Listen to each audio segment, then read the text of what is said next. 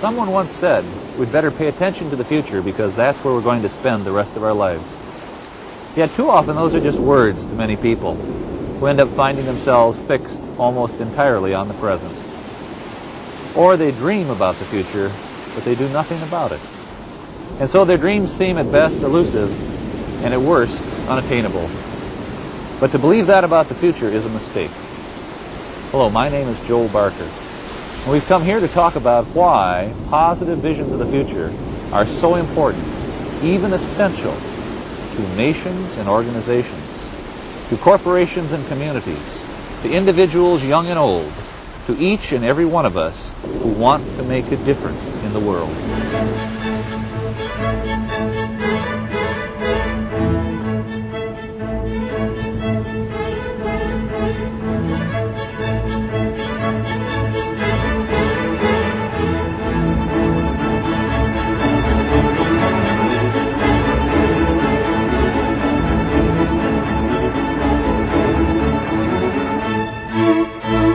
I began my study of the future in 1973, just as the Vietnam War was ending. OPEC had taken control of energy pricing. Watergate was beginning, and inflation was soaring beyond control around the world. For many people, from corporate leaders to the person on Main Street, the problems of the present seemed so overwhelming that it seemed pointless to think about the future. And yet, in the midst of all that turbulence and pessimism, I came upon the works of three scholars who showed me that having exactly the opposite attitude, a positive one, was much wiser. Each of these scholars, in his own way, convinced me that it is essential that we think about, dream about, and ultimately envision our own futures, especially in the really tough times. In fact, I believe that having a positive vision of the future is perhaps the most forceful motivator for change that you and I possess. We are now going to take a journey to see how these ideas fit together, and to see how we can use these ideas to make our own organizations, our own families, our own lives richer and more fulfilling. We begin our journey here because of a Dutch scholar, Fred Polak, who wrote a book entitled The Image of the Future. Polak was intensely interested in the relationship between nations and their image of the future. He asked a kind of chicken and egg question. Is a nation's positive image of its future the consequence of the nation's success, or is the nation's success a consequence of its positive image of its future? To find an answer to that question, he read the literature of many nations, both ancient and modern, to see how positively they wrote about their future and how well they lived up to their expectations. What he found is perfectly symbolized here in Athens at the Parthenon. The Parthenon was first a vision in the mind of the architect. So too did the Greeks envision the future of their culture. How did this all happen? Well, the Greeks began with dreams, but then they changed those dreams into something much more powerful: vision. Vision is the result of dreams in action. What Polak found in his research was that significant vision preceded significant success. In example after example, he saw the same pattern emerge. First, a compelling image of the future was offered by leaders. Then that image was shared with their community, and they agreed to support it. Then together, acting in concert, they made the vision a reality. It was true here in Greece 2,500 years ago. And it was the same for Rome, and for Spain, for Venice, for England, for France. It was the same pattern for the United States of America. And even today, we can see the power of vision sweeping across the world, from Eastern Europe to the Pacific Rim. What is particularly interesting to me in Polak's research is the fact that many of the nations, as they began their climb to greatness, did not have the right resources, or the critical population base, or an obvious strategic advantage. In fact, they succeeded against the odds. What they did have was a profound vision of their own future. And that is the key ingredient. Not the only one, but the first and most important. Nations with vision are powerfully enabled. Nations without vision are at risk. I used to be a school teacher, and after I read Fred Polak, I realized that what he was saying for nations was equally true for children. Children are profoundly affected by their vision of the future. From my own experience, I had seen a pattern. My very best students always knew where they were going, what they were going to do with their lives.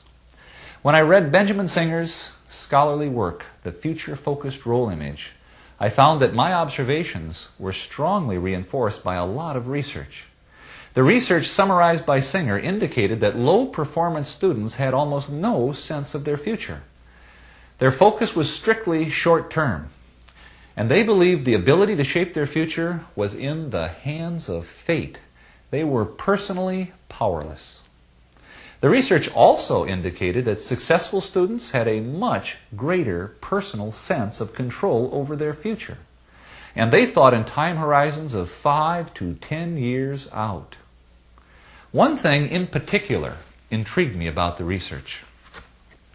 In identifying the successful students, IQ and family background were not the key indicators of success. Some of the most successful students came from very difficult family and social situations and did not score well on the standard IQ tests. Some of the most unsuccessful students had genius IQs and came from the best of families. So, what was the key differentiator? Vision. What all the successful students shared was a profound and positive vision of their future.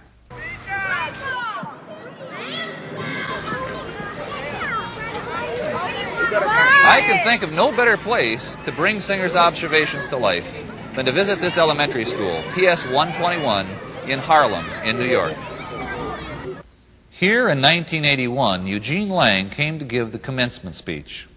He had graduated from PS 121 in 1933 and was now a successful, wealthy, self-made man. He had a lot of concern over the problems these children faced, and so he was planning to try to instill some hope in them. But as he sat on this platform and looked across the faces of those sixth graders and their family and their friends, he realized that words alone would have little meaning. So on the spot, he changed his speech. And the changes in his speech would change the lives of those children forever. He began by making a personal connection to the children by telling them how he had been in Washington, D.C. when Martin Luther King had given his famous I Have a Dream speech. Then he said to those sixth graders, "Everyone must have a dream. Your dream is important. It can be your future, and education is the key to that future." He spoke to their journey through junior high and then senior high school and then on to college. But when he said college, he realized that college must seem unattainable to most of these kids. So he said to them, "And don't think for a minute you can't go to college, because you can." And then, with the family and friends listening, he promised those sixth graders that he personally would provide each and every one of them who graduated from high school a college scholarship. Here were these sixth graders thinking that they could not expect to go to college, and all of a sudden, this promise. Mr. Lang sat down to the cheers of the audience, but he knew that money alone was not going to make this happen. He would have to provide a pathway to the promise. So almost immediately, in addition to giving his money, Mr. Lang created a support structure of the teachers and parents and community to work with these students to make sure that they would realize their marvelous vision. From past history of this school, you would have been able to predict that of those sixth graders who graduated from this school, only 25% would have graduated from high school. And of that 25%, almost no one would have gone on to college. But thanks to Mr. Lang and the support he and the community provided, 48 out of 52 of those students graduated from high school, and of that 48, 40 went on to college. Here at PS 121, in the heart of Harlem, we see perfectly illustrated what Benjamin Singer wrote about: the power of a child's vision with the help of the community to overcome history and economics, to motivate that child to extraordinary achievements.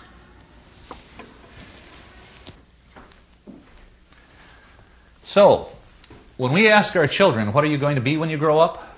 We are helping them to think about something that is very important.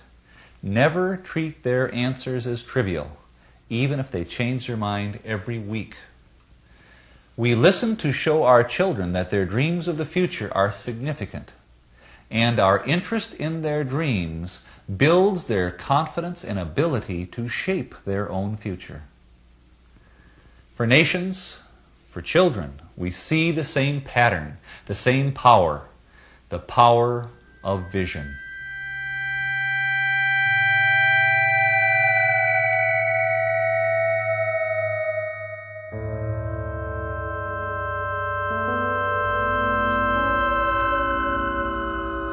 This is Auschwitz.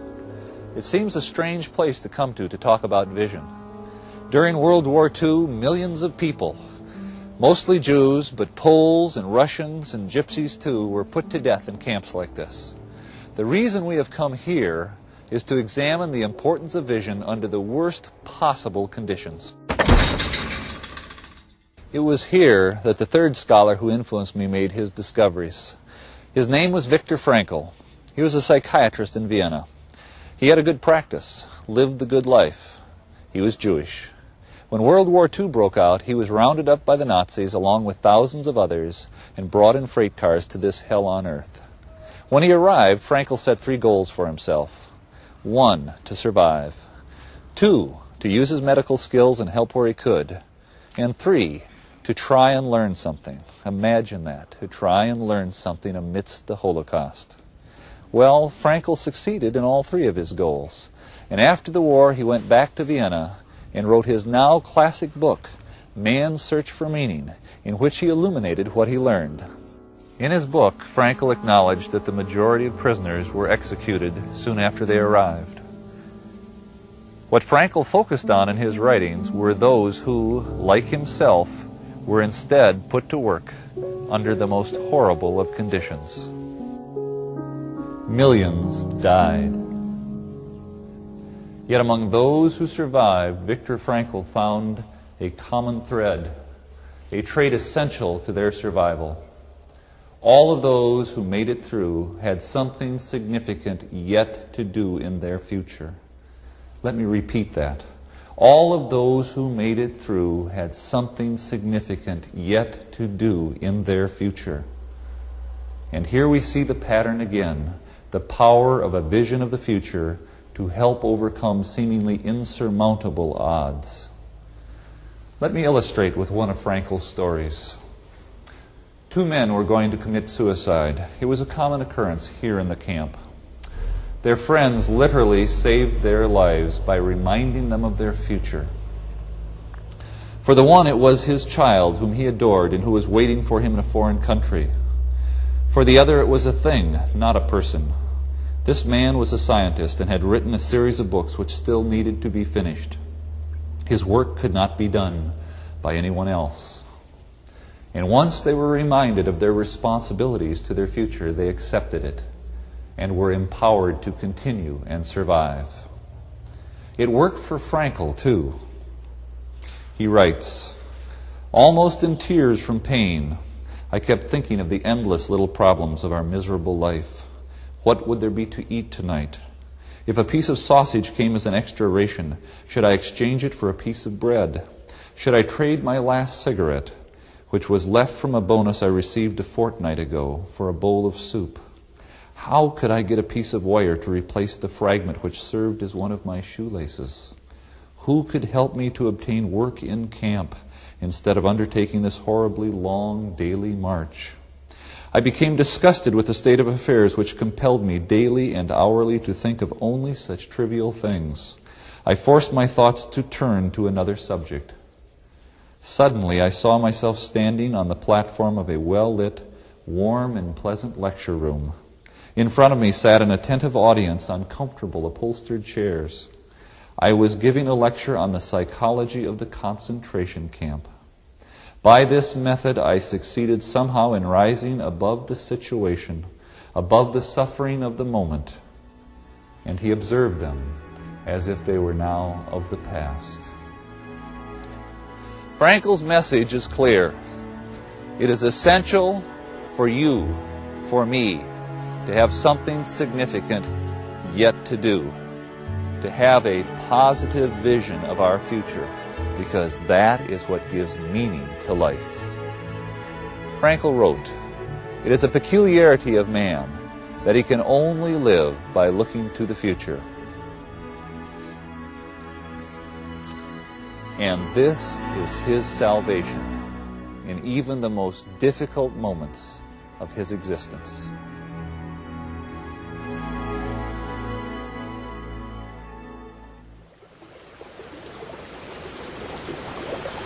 We have come here to share a metaphor.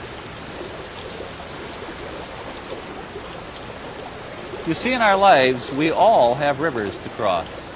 On the other shore is our future. Sometimes the river is calm and the crossing is easy, but other times the river is turbulent, full of unpredictability. Too often during these turbulent times, we try to cross the river just by jumping in and starting to swim. We find ourselves swept away in the current, washed downstream. We hope that where we end up on the other side will be good enough. But there is a better way to cross the river, have a vision of our future. Then, when we see our vision beckoning to us with its positive power, it will reach like a rope back across the river to give us something to hang on to as we step into the water. Now, the river is going to grab at us, try to break our grip, try to carry us away from our destination. It takes work to hang on. We have to pull with our own muscles, think with our own minds, commit with our own hearts. No one else can do the work for us. And while there is no guarantee that we will arrive at our goals, this rope, extended from the power of our vision, offers us our best connection to the future. And if we grab it firmly in our hands, then we will be ready to take the plunge and venture toward tomorrow. We have looked at nations that have risen from nothing to world shapers. We've examined the research on the key ingredients that make children successful. We have visited a place where people were put through the most difficult conditions that human beings could be put through and survived. And all of these have a common thread: the power of a positive vision of the future. Now, I bet I know what you're all thinking. Where is the corporate discussion? If it works for nations, and it works for kids, and it works for adults, does it work for organizations? Of course. In fact, this discussion is fundamental to human nature at all scales. Organizations are one of the best places to see this illustrated because they have the proper size and complexity to really use vision's power. Think about organizations, beginning and mature, profit and non-profit, who are doing amazingly well, and I'll bet they're being driven by a vision. Let me give you some examples. Boeing, for instance, with its vision of a world-spanning huge plane that became the 747. Or Sony, with its vision of entertainment for everyone, the Walkman. French Telecom, the French telephone company that decided it would be the best phone company in Europe, when maybe it was the worst. IBM, that bet the corporation on its vision of the 360 series mainframe computer. Milliken and Company with its relentless pursuit of excellence. The Salvation Army, a nonprofit group that's had a 100-year vision to help the poor and the destitute. And Toyota, whose vision is not to be just the best car company in the world, but the biggest. So, question, what makes up great vision? First, let me tell you something that isn't part of the vision. In fact, it's a mistake to have it a part of the vision. Vision is never expressed in just financial numbers. Those numbers are always a consequence of a vision achieved. So, what are the key ingredients? Well, first, visions need to be developed by leaders.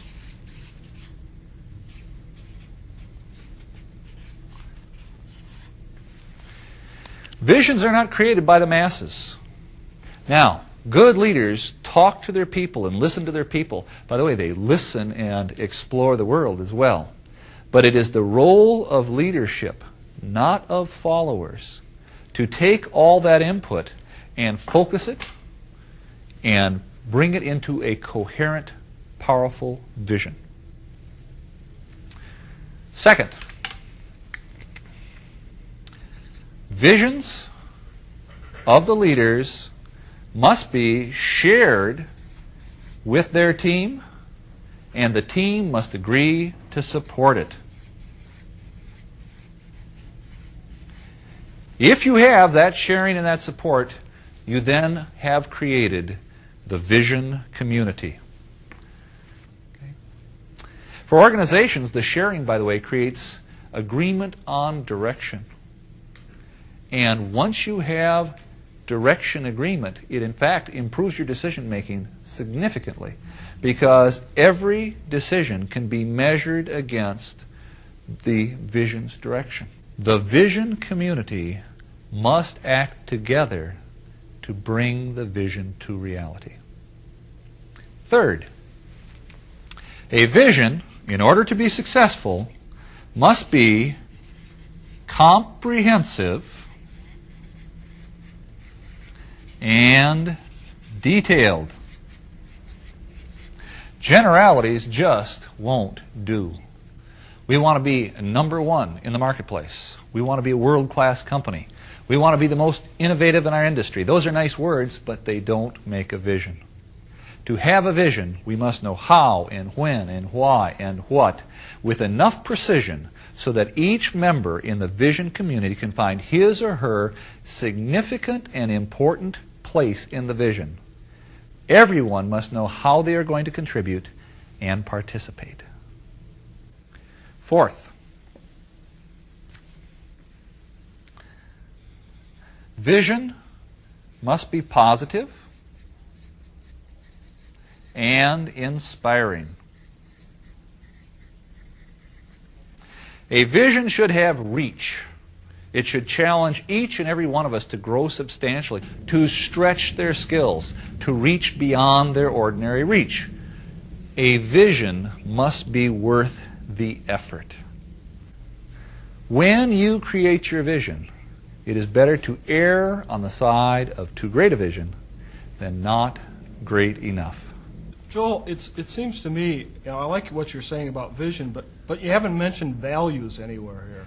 That's a good question. Someone once said to me, in turbulent times like what we're living in now, the only thing that'll get you through is your values. I suggested there was another way to think about that. Values are the way you measure the rightness of your direction. You see, without values, you might in fact create a vision that's immoral or unethical. Values protect you from making that mistake. But values, even though they are essential to vision, cannot give you direction. Only vision can do that. It is the role of vision to determine your destination.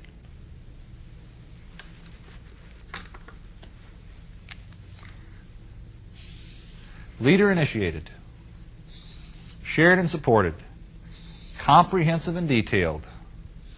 positive and inspiring. When you get all of those put together, you've got your vision community.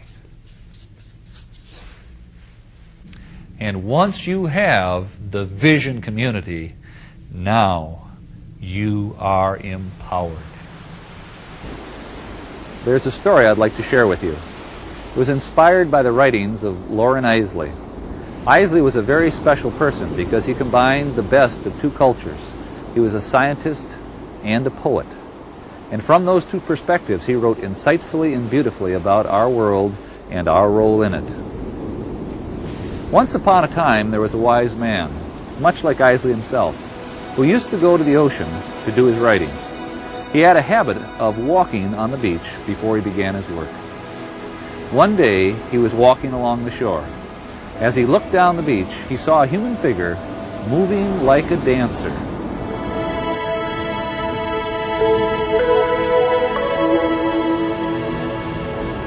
He smiled to himself to think of someone who would dance to the day.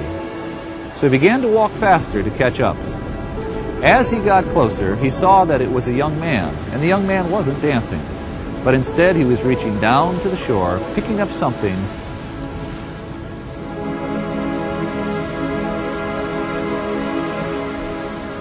and very gently throwing it into the ocean.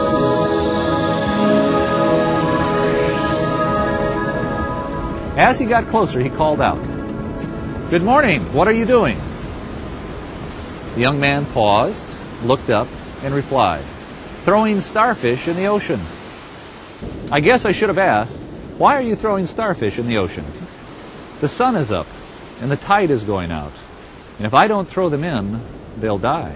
"But young man, don't you realize that there are miles and miles of beach and starfish all along it? You can't possibly make a difference." The young man listened politely, then bent down, picked up another starfish,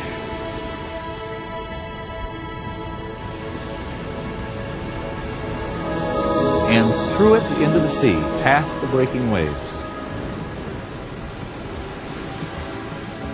It made a difference for that one.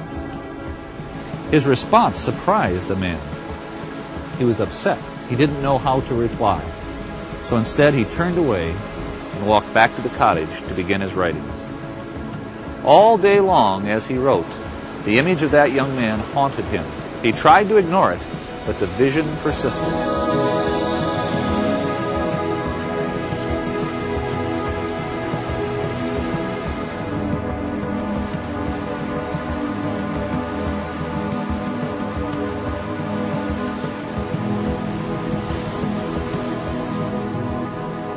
Finally, late in the afternoon, he realized that he, the scientist, he, the poet, had missed the essential nature of the young man's actions. Because he realized that what the young man was doing was choosing not to be an observer in the universe and watch it pass by, but was choosing to be an actor in the universe and make a difference. He was embarrassed. That night he went to bed, troubled. When morning came, he awoke knowing that he had to do something. So he got up, put on his clothes, went to the beach, and found the young man. And with him he spent the rest of the morning throwing starfish in the ocean. You see, what that young man's actions represents is something that is special in each and every one of us. We have all been gifted with the ability to make a difference. And if we can, like that young man, become aware of that gift, we gain, through the strength of our visions, the power to shape the future. And that is your challenge. And that is my challenge. We must each find our starfish. And if we throw our stars wisely and well, I have no questions that the 21st century is going to be a wonderful place. Remember, vision without action is merely a dream. Action without vision just passes the time. Vision with action can change the world.